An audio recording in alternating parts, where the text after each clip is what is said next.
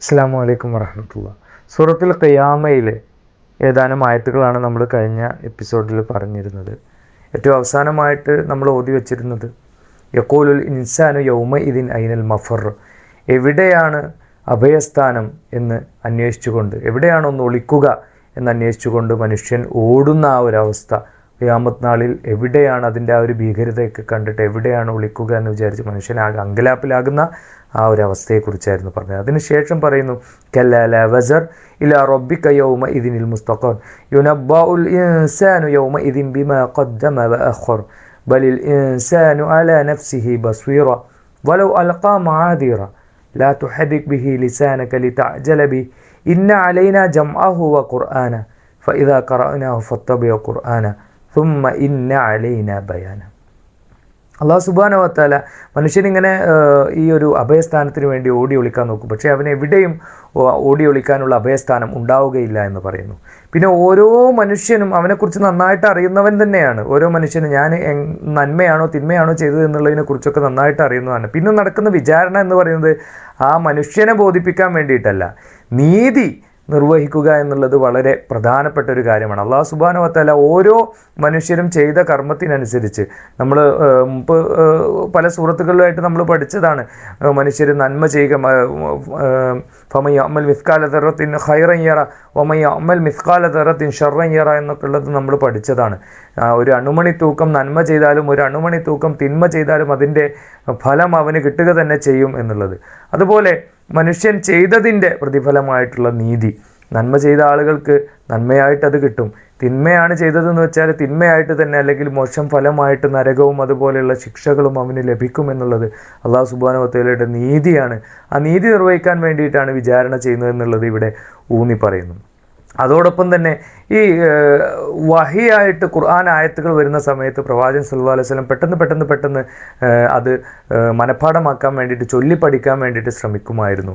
എന്നാൽ അവിടെ അല്ലാഹു സുബ്ഹാനഹു വ തആല പറയുകയാണ്, നീ അങ്ങനെ ധൃതിപ്പെടുത്ത് നാവിനെ അങ്ങനെ ചലിപ്പിക്കേണ്ട ആവശ്യമില്ല. നിൻ്റെ മനസ്സിൽ ഖുർആനെ സുരക്ഷിതമാക്കി വെക്കുക, അല്ലെങ്കിൽ നിൻ്റെ മനസ്സിൽ അത് ഹൃദിസ്ഥമാക്കുവാനുള്ള ഒരു കഴിവ് നൽകുക എന്നുള്ളത് ഞാൻ ഓൾറെഡി അവിടെ ചെയ്തു വെച്ചതാണ്. അതങ്ങനെ നീ പഠിച്ചുകൊള്ളും.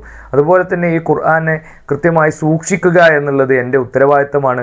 അതോടൊപ്പം തന്നെ അത് മറ്റുള്ളവർക്ക് വിവരിച്ചു കൊടുക്കുക എന്നുള്ളതും എൻ്റെ ഒരു ഉത്തരവാദിത്തമാണ് എന്നുള്ളത് അല്ലാഹു സുബ്ഹാനഹു വ തആല പറയുന്നത്. അതായത് അല്ലാഹു സുബ്ഹാനഹു വ തആല പ്രവാചകൻ സല്ലല്ലാഹു അലൈഹി വസല്ലമക്ക്, മുത്തുനബി സല്ലല്ലാഹു അലൈഹി വസല്ലമക്ക് മനുഷ്യർക്ക് ഖുർആൻ വിവരിച്ചു കൊടുക്കുക, ജീവിതത്തിലൂടെ കാണിച്ചു കൊടുക്കുക, പറഞ്ഞു കൊടുക്കുക എന്നുള്ള ആ ഒരു ഉത്തരവാദിത്തം കൊടുക്കുകയും അത് ആ ഒരു രീതിയിൽ തന്നെ അല്ലാഹു സുബ്ഹാനഹു വ തആല ജിബ്രീൽ അലൈഹിസ്സലാം വഴി പഠിപ്പിച്ചു കൊടുക്കുകയും ചെയ്തതുകൊണ്ടാണ് പ്രവാചകൻ സല്ലല്ലാഹു അലൈഹി വസല്ലമക്ക് അത് പറയാൻ കഴിഞ്ഞത്. സ്വപ്രയത്നം കൊണ്ടാണോ പ്രവാചകൻ ഖുർആൻ പഠിച്ച് പറഞ്ഞത് എന്ന് നമ്മൾ ചോദിക്കുകയാണെങ്കിൽ, സത്യം പറയുകയാണെങ്കിൽ അല്ല എന്നുള്ളതാണ് ഉത്തരം. അല്ലാഹു സുബ്ഹാനഹു വ തആല അതിനുള്ള കഴിവ് അദ്ദേഹത്തിന് കൊടുത്തത് കൊണ്ടാണ്. വഹിയായിട്ട് നൽകുന്ന ഖുർആൻ ഏത് രീതിയിൽ പഠിപ്പിച്ചു കൊടുക്കണം എന്നുള്ളതും അത് ഏത് രീതിയിൽ മനസ്സിൽ സൂക്ഷിക്കണം എന്നുള്ളത് അല്ലാഹു സുബ്ഹാനഹു വ തആലയുടെ തീരുമാനപ്രകാരം സംഭവിച്ചതാണ് എന്നുള്ളത് നമുക്ക് മനസ്സിലാക്കുക. വേറൊരർത്ഥത്തിൽ പറയുകയാണെങ്കിൽ പ്രവാചകന്മാരെല്ലാം തന്നെ അല്ലാഹു സുബ്ഹാനഹു വ തആലയുടെ തിരഞ്ഞെടുപ്പാണ്. ഓരോ പ്രവാചകൻ, മനുഷ്യരാണെങ്കിലും അല്ലാഹു സുബ്ഹാനഹു വ തആലയുടെ തിരഞ്ഞെടുപ്പാണ് ഓരോരുത്തരും ആരൊക്കെ റസൂലാവണം എന്നുള്ളത്.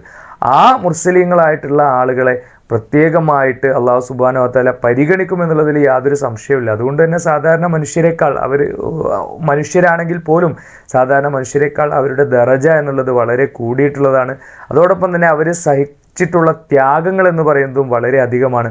അതിനോട് കൂടെ തന്നെ നമ്മൾ മനസ്സിലാക്കേണ്ടത് ഈ കാര്യങ്ങളെല്ലാം അവർ ചെയ്തിട്ടുള്ളത് അവരുടേതായിട്ടുള്ള പ്രത്യേകമായിട്ടുള്ള ക്വാളിറ്റി കൊണ്ട് മാത്രമാണ് എന്ന് കരുതരുത്. അല്ലാഹു സുബ്ഹാനഹു വ തആല ആ ക്വാളിറ്റി അവർക്ക് കൊടുക്കുകയും അവർക്കത് ഹൃദിസ്ഥമാക്കാനുള്ള കഴിവ് കൊടുക്കുകയും അത് കൃത്യമായിട്ട് ആളുകൾക്ക് പറഞ്ഞു കൊടുക്കുവാനും വിശദീകരിച്ച് കൊടുക്കുവാനുമുള്ള ആ ഒരു പ്രത്യേകമായിട്ടുള്ള ഒരു കഴിവും രീതിയും ശൈലിയും ഒക്കെ അവർക്ക് നൽകിയത് കൊണ്ടാണ് എന്നുള്ളതും കൂടെ നമ്മൾ മനസ്സിലാക്കണം. ഖുർആനെ പഠിക്കുന്ന സമയത്ത്, വായിച്ച് പഠിക്കുന്ന സമയത്ത്, മനസ്സിലാക്കുന്ന സമയത്ത് അത് കൃത്യമായി എന്താണോ ഖുർആനിൽ ഉദ്ദേശിച്ചത് ആ രീതിയിൽ തന്നെ മനസ്സിലാക്കി പഠിക്കുവാനും ആ രീതിയിൽ തന്നെ അത് ജീവിതത്തിൽ പകർത്തുവാനും മറ്റുള്ളവർക്ക് പകർന്നു കൊടുക്കുവാനും റബ്ബ് സുബ്ഹാനഹു വ തആല നമ്മെ ഏവരെയും അനുഗ്രഹിക്കുമാറാവട്ടെ. ആമീൻ. അസ്സലാമു അലൈക്കും.